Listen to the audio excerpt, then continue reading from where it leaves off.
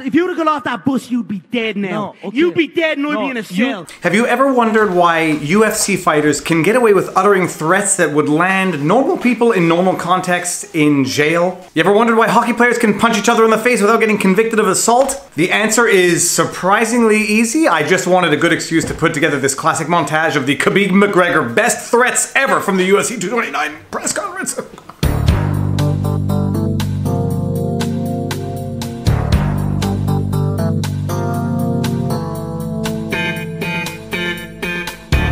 I'm come here for smash this guy. If the bottle gets empty, I don't know what I'll do with this man and an empty bottle. I'm gonna pick him apart and bully him in there and absolutely maul him. If you were to go off that bus, you'd be dead now.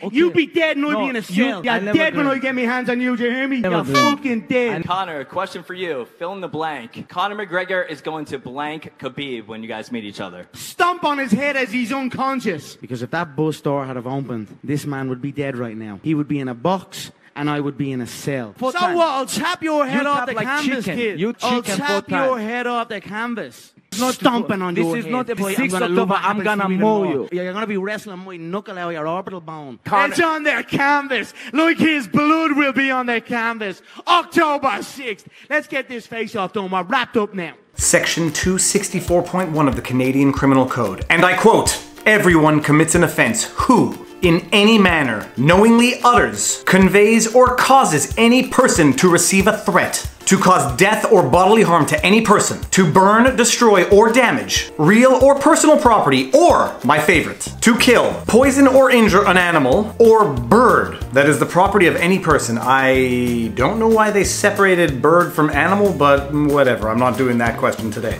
If you were to go off that bus, you'd be dead now. No, okay. You'd be dead and I'd be in a cell. Under the ordinary circumstances, this would be a threat. So why do UFC fighters get away with it during a press conference? Well, it's the exact same reason why hockey fighters can get away with punching each other in the face without it having constitute assault. As we've discussed in previous law vlogs, assault is defined as intentionally applying force to another person without their consent, concisely put. So the issue becomes one of consent and expectation. Someone signing up for the NHL knows and can expect that you may get punched in the face from time to time in a fight during a game. It's just it's actually part of the rules of hockey in terms of permitting certain types of fights. It is therefore part of the expectation of what you're signing up for. Basically, by signing up for the NHL, you are de facto consenting to the possibility of a certain type of assault within a certain realm of possibility to a certain degree of severity, simply by virtue of playing in the NHL. Now, there have been cases where the incident of assault was so egregious that criminal charges were in fact leveled, and sometimes the individual was convicted of criminal assault. Todd Bertuzzi, sucker punching Steve Moore from behind,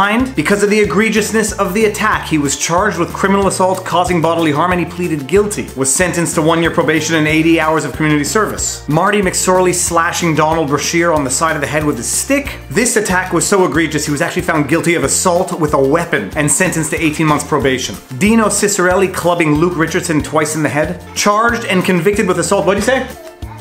Oh, we spilled something in there. Charged and convicted of assault, sentenced to a $1,000 fine and 1 day in jail. Where are you going? Just to name a few. Oh! You spilled the juice? Apple. You spilled it? Did you spill the juice? You did? Why? Okay, let's go clean it up. We'll be back. Okay, so like in hockey with the... Yes? What's on? You're watching Moana.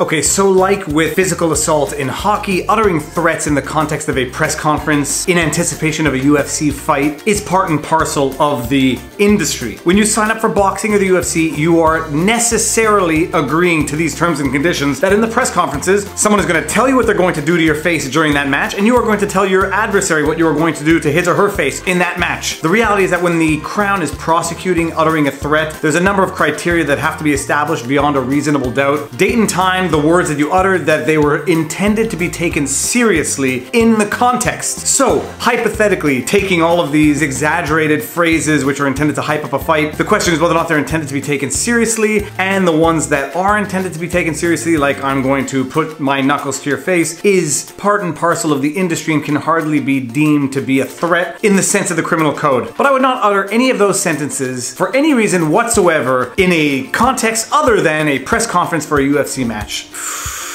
Oh man, I am excited for this fight. Who else is excited for this fight? Incidentally, who is picking Khabib and who is picking Conor in this fight? Leave it in the comment section below. Also, like, share, subscribe, hit the notification button. Hit the notification button or else. I'm joking.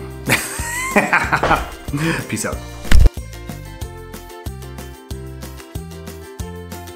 I should end this by saying that even in the context of a press conference to hype up a fight, there has to be a limit beyond which the threats will be deemed to be actual threats. Much in the same way that in hockey, certain cases of violence have been deemed to be assault. I have no idea what that threshold would look like. I could only imagine it. I hope we never actually come to the point where we have to address whether or not a threat made to hype up a fight constitutes an actual threat such that it should be criminally prosecuted, but I could think of a few. Okay, let's go. Dinner time, people. Let's go. Put on pause. Dinner. Ooh, but is it too hot? Let's go. I got steak for you. Come on. And no, I'm not thinking of Mike Tyson, but his name does come to mind. Ethan, get in here. And I'm just ferocious. I want your heart. I want to eat his children.